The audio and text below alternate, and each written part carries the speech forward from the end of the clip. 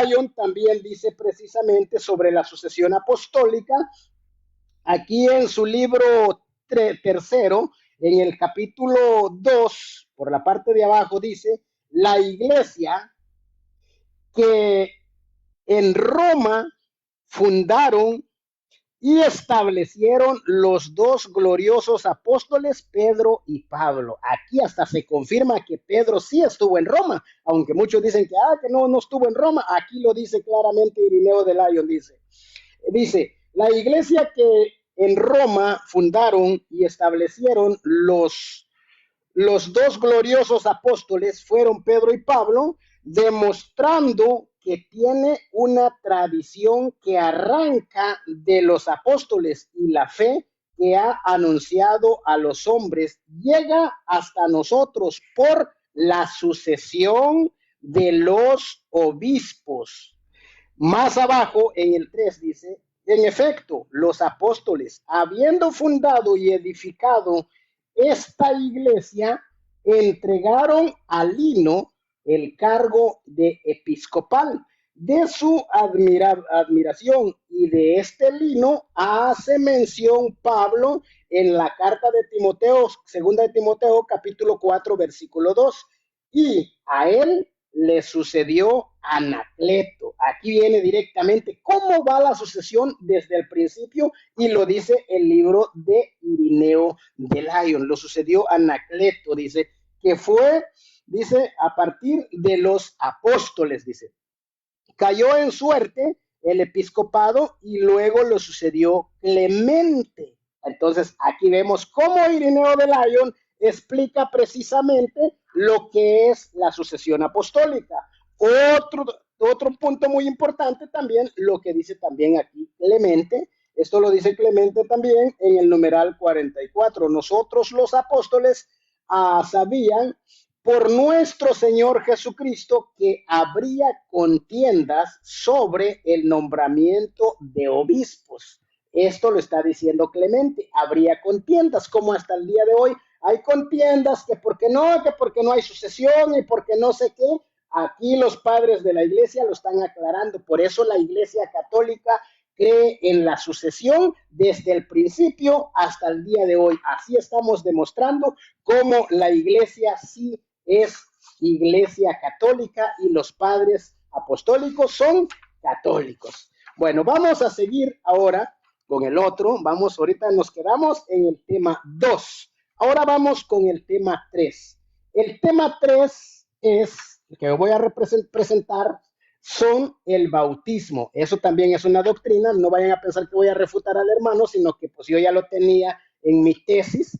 Y la doctrina del bautismo es que el bautismo no es solamente para los grandes. Cuando se empezó a predicar el evangelio, recordemos que el evangelio de Marcos fue escrito alrededor del año 60, el de Mateo fue escrito alrededor del año 70, y en ese tiempo había mucha gente que no creía en Jesucristo. Por eso siempre Marcos dice, el que creyere y fuere bautizado, tenían que creer en Cristo. Pero, más sin embargo, la iglesia, después de que llegaron a un estudio más profundo que los mismos apóstoles o los que están escritos en las cartas, como por ejemplo Hechos de los Apóstoles, capítulo 16, versículo 31 hasta el 35, habla del carcelero, que él escuchó la palabra y dice, pero creyó él y se bautizaron todos los de su casa. ¿Me permiten tantito? Llegó el rompecabezas. Ahí estamos. Y se bautizaron todos los de su casa. Si vamos un poquito más atrás, en Hechos capítulo 16, pero versículo 14, habla de Estefanas. Y si vamos a Primera de Corintios capítulo 1, versículo 15 y 16, habla de la familia de Lidia. Hay 3 familias en sí. Entonces, dentro de todo eso, la cultura judía era muy productiva en ese sentido, se pudiera decir. Pero vamos a ver qué es lo que dicen los padres de la iglesia, porque en eso estamos también.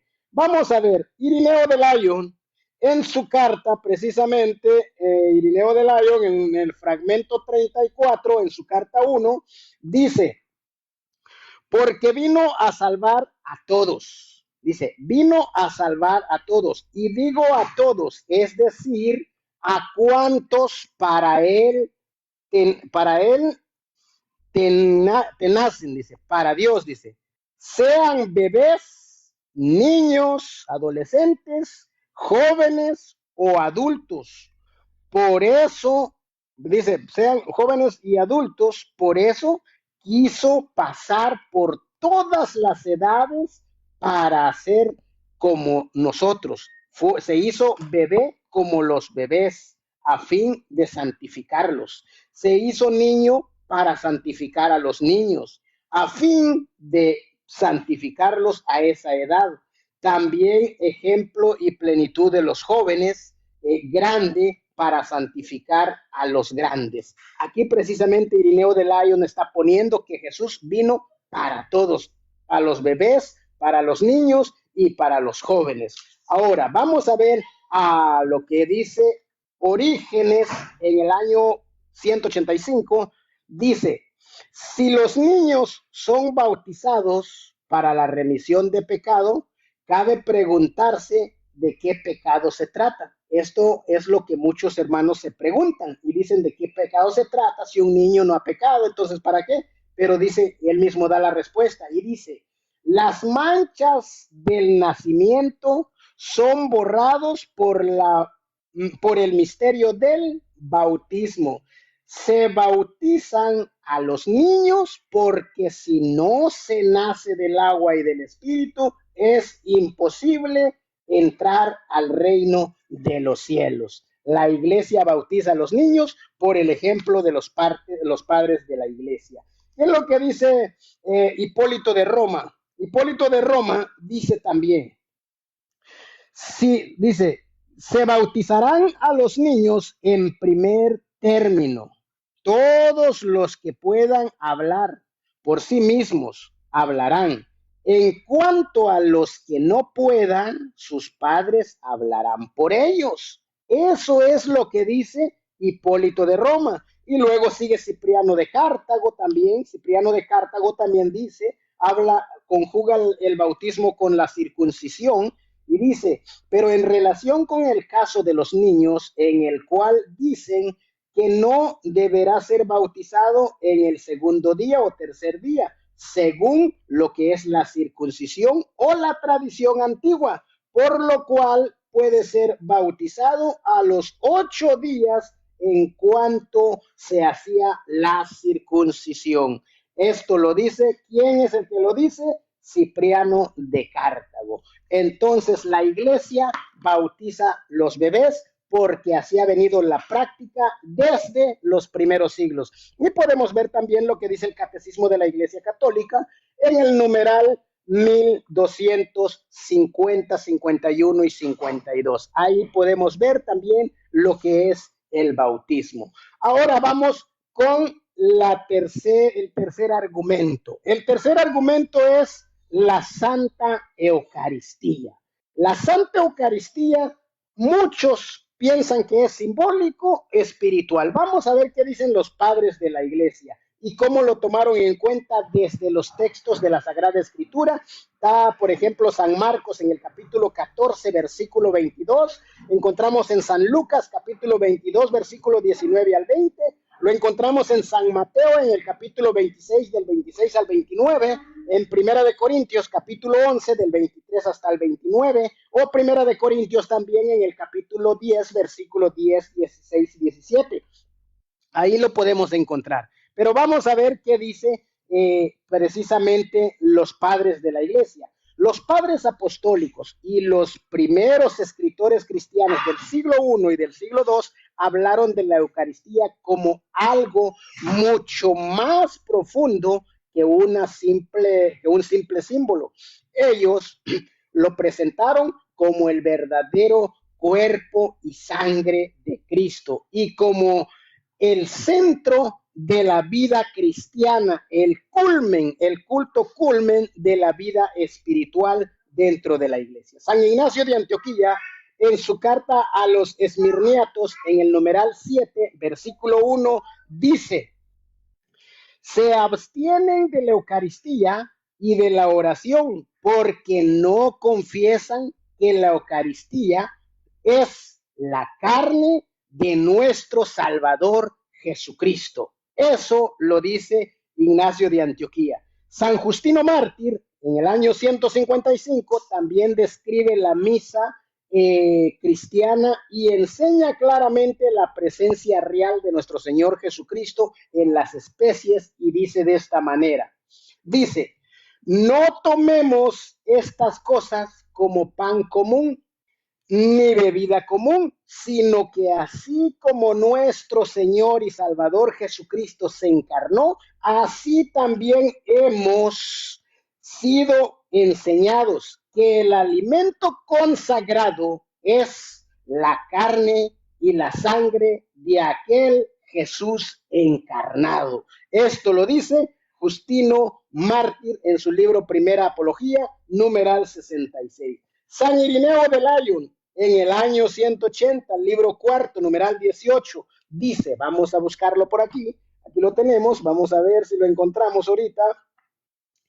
Vamos a ver, libro cuarto, ya lo tenía apartado, pero se me borró ahorita, pero ahorita lo conseguí. La creencia está en armonía con la Eucaristía, y a su vez la Eucaristía es dice, la Eucaristía es confirmación de nuestra creencia, porque ofrecemos lo que es de Él. Proclamamos de una manera adecuada la comunicación y la unidad que se da entre la carne y la sangre de Cristo, entre la carne y el Espíritu. Porque así como el pan que procede de la tierra, al recibir la invocación de Dios, ya no es pan común, sino Eucaristía. ¿Quién lo dice? Irineo de Lyon, ya que nuestro hermano ahí tendrá que refutar a Irineo de Lyon porque lo usa mucho, entonces vamos a ver sobre eso. Tema número 3. Número 4. Creo que ya vamos con el 4, ¿verdad? Vamos a ver, dimos 1, 2, 3, 4. No, nos toca el 5. El 5 vamos a hablar sobre lo que es también, no van a pensar que voy a refutar, sino la salvación, no solamente por la fe, sino que también por las obras. No es refutación, voy a utilizar gracias, voy a utilizar los padres de la iglesia rapidito. San Clemente de Roma, precisamente, dice, justificados por nuestras obras y no por nuestras palabras. Justificados por nuestras obras y no por nuestras palabras. Tomemos, por ejemplo, a Enoc, quien hallado justo en la obediencia, fue trasladado sin que se haya rastro de su muerte. Eso dice, bueno, sigue hablando de Abraham, sobre la justificación y la obra que hizo, también sigue hablando sobre otras cosas, pero voy a brincar más a otros padres de la iglesia. Por ejemplo, Ignacio de Antioquía dice, para San Ignacio de Antioquía dice, no basta proclamar la fe, sino perseverar en ella hasta el final. Por eso la fe y la caridad, o sea, el amor, la caridad te lleva a hacer obras, dice, y la caridad, dice, ¿dónde estaba yo? Ok, gracias. Bueno, muchísimas gracias, mi querido hermano.